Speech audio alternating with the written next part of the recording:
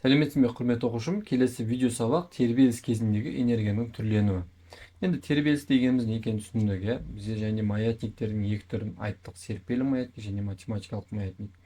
Математикалық маятник ол салмақсыз жіпке қандай да бір дене ілініп, әткеншек секілді тербелуі. Серіппелі маятник дегеніміз өзі атайтып тұр, серіппе болу керек, ол жерде уже пружинный маятник, иә? Резинкенің созылуы да жатып кетуі мүмкін, яғни созылмалы заттарға қатысты.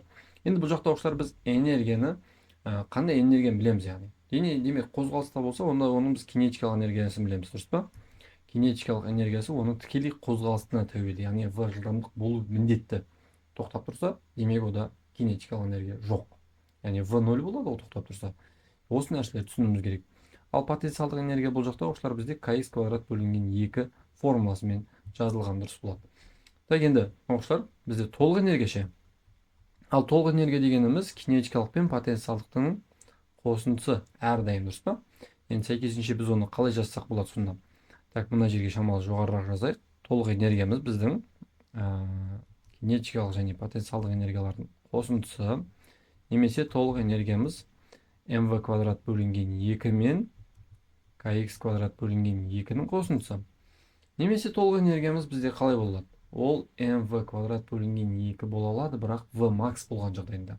Мына жылдамдықтың максимум кезінде оның x 0-ге тең болады.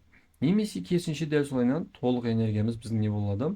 kx макс квадрат бөлінген 2 кезінде толық энергия бола алады. Себебі x макс болған кезінде бізде жылдамдық 0-ге тең. Яғни не деген сөз? Мына жердегі мына видеоларға қарасаңыздар, дененің максимал ығысуы кезінде, яғни мынау бізде нөлдік жағдай, мына жақта оның максимал ығысуы кезі. Максимал ығысуы кезінде ол барып не істейді? Тоқтайды. Демек, тоқтаса оның жылдамдығы 0-ге тең. Осы нәрселерді оқушылар бізге әдемілеп айту керек. Қараңыздар, сонда оқушылар бізде одан в нүктесіне дейінгі қашықтығымыз как раз біздің x максымыз немесе амплитудамыз болса, а деп те жазуға болады деп айтқан едік. Немесе мына жақта да дәл сондай x максымыз бізде a-ға тең болса, осы нәрсемізді оқушылар дұрыстап ескеруіміз керек. Яғни мына жерде оқушылар максималды ығысу кезінде ол не істейді? Тоқтайды. Демек, тоқтаса, ол тоқтамау мүмкін емес қой, тоқтамаса ол айналып келетін еді. Тоқтаса, демек мына b нүктесінде жылдамдық 0-ге тең, және де a нүктесіндегі жылдамдық 0-ге тең. Демек, оқушылар жылдамдығымыз o нүктесінде максималды болып өтеді деген сөз. Осы нәрселерді оқушылар бізге шатастырмай дұрыстап айту керек. Демек, a нүктесінде не айта аламыз? А нүктесінде оқушылар біз жылдамдықтың 0-ге тең екендігін айта аламыз. Сәйкесінше кинетикалық энергиямыз а нүктесінде 0-ге тең деп айта аламыз. Сәйкесінше потенциалдық энергиямыз а нүктесінде максимум деп айта аламыз. Көрдіңіздер ма? Ал b нүктесінде ше? B нүктесінде болса, b нүктесінде оқушылар дәл солайынан, иә?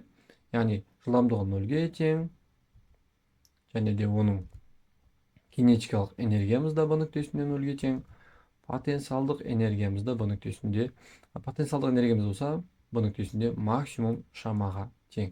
Яғни b нүктесінде өткен тоқтайды деген жерлері екеу оқушылар, иә? Ал o нүктесінде, o нүктесі мында жазайық. O нүктесінде бізде керісінше жылдамдығы максимум, ол кездегі жылдамдығымыз максимум шамаға тең. Демек, кинетикалық энергиямыз максимум деген сөз. Ал потенциалдық энергиямыз o нүктесінде 0-ге тең. Себебі ол жерде ығысу жоқ қой. Көрдіңіз бе? Тыныштық жағдайындағы кезіндегі тұрған кез ғой, былайша айтқан кезде. Яғни x жоқ ол жерде ше. Ол 0 кезінде тұр деген сөз. Дәл солайынан серіппелі маятникте де оқушылар біз 3 нүктені алып қарастыратын болсақ, мына жақта біз жоғарғы сызығын 1-ші нүкте деп қарастырайық.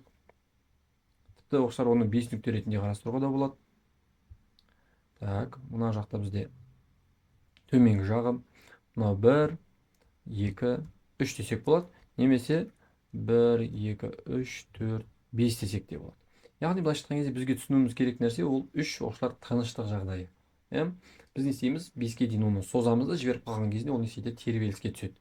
Вот оның максимал сығылуы 1-ге барады, немесе максимал созылуы 5-ке барады. Демек, мынау тыныштық жағдайы 0 болып тұрған кезі болса, мына жаққа ол не істеген сөз? X максқа барды деген сөз. Мына жақта тоже X максқа барды, бірақ енді минус X макс деген сөз, яғни сығылды деген сөз. Демек, бірінші нүктеде біз не айта аламыз? Бірінші нүктеде оның кинетикалық энергиясы және жылдамдығы 0-ге тең екендігін айта аламыз. айта аламызбы?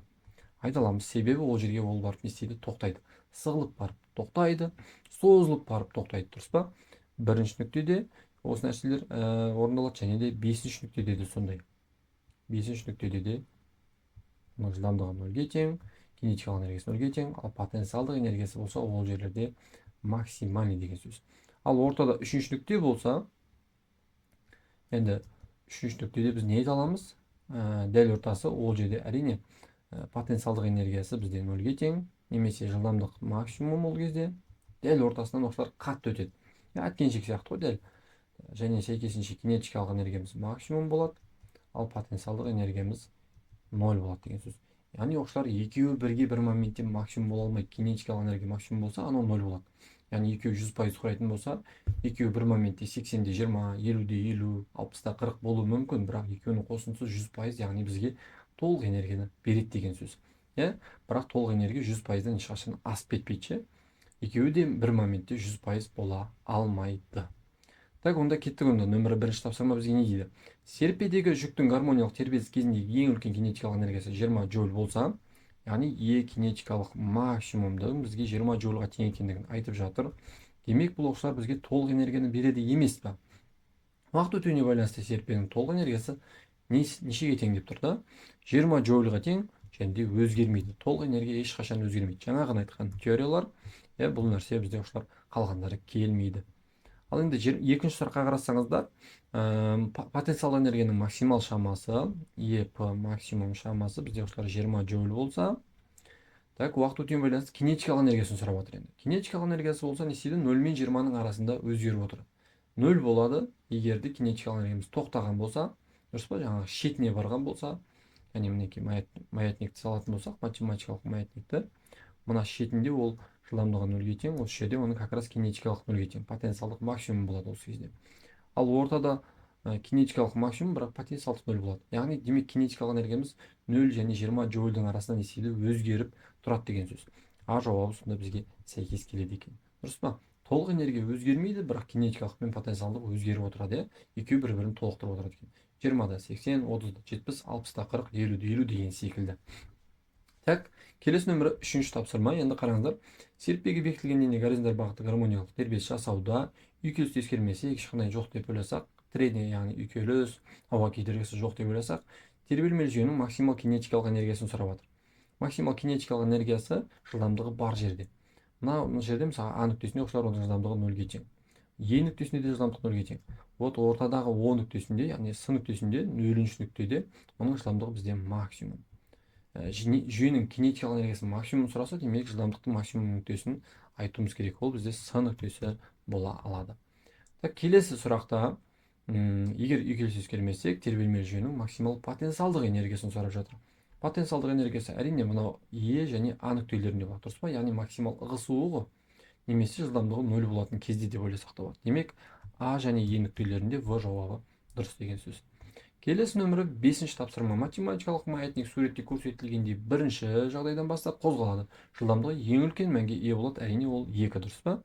Екінші нүктеде оның жылдамдығы ең үлкен мәнге ие болады. Өйткені бірінші нүктеде тоқтайды, үшінші нүктеде тоқтайды. Тоқтаған жерде оның жылдамдығы 0-ге тең. Келесі, серіппедегі жүк толық бір тербеліс жасағанда, серіппенің потенциалдық энергиясы мен жүктің кинетикалық энергиясы өзара неше рет теңеседі дейді. Яғни толық бір тербеліс дегеніміз оқушылар, ол не деген сөз? Мына жерден былай қарай барып, қайтадан мына жаққа келу деген сөз ғой. Енді кинетикалық энергия мен потенциалдық энергия өзара неше рет теңесетіндігін сұрап жатыр. Енді екеуі оқушылар жалпы қай жерде теңеседі? Екеуі оқушылар шамамен мына жерде примерно осы маңайларда теңеседі, және мына жақта да теңеседі. Яғни нүктелеп айтатын болсақ, 1, 2, 3, 4, 5 дейтін болсақ, екінші және төртінші нүктелерде не істейді? Кинетикалық және потенциалдық энергиялар өзара теңеседі, яғни 50-50%-дан болады деген сөз. Бірақ оқушылар ескере кететін жайт, ол дәл ортасы деген сөз емес, яғни мына жерде x максимумның 3-тен 1-ге дейінгі нәрсе бізде x max қой, мына қашықтық. Оның жартысы деген сөз емес. Арасы, бірақ жартысы емес. Мүлдем жартысы емес. Бұл жерде оқушылар оны екеуін теңесетін нүктені тапқымыз келсе, демек не деген сөз? Яғни потенциалдық энергиямыз толық энергияның жартысына тең деген сөз. Толық энергияны неде ала аламыз деген сөз.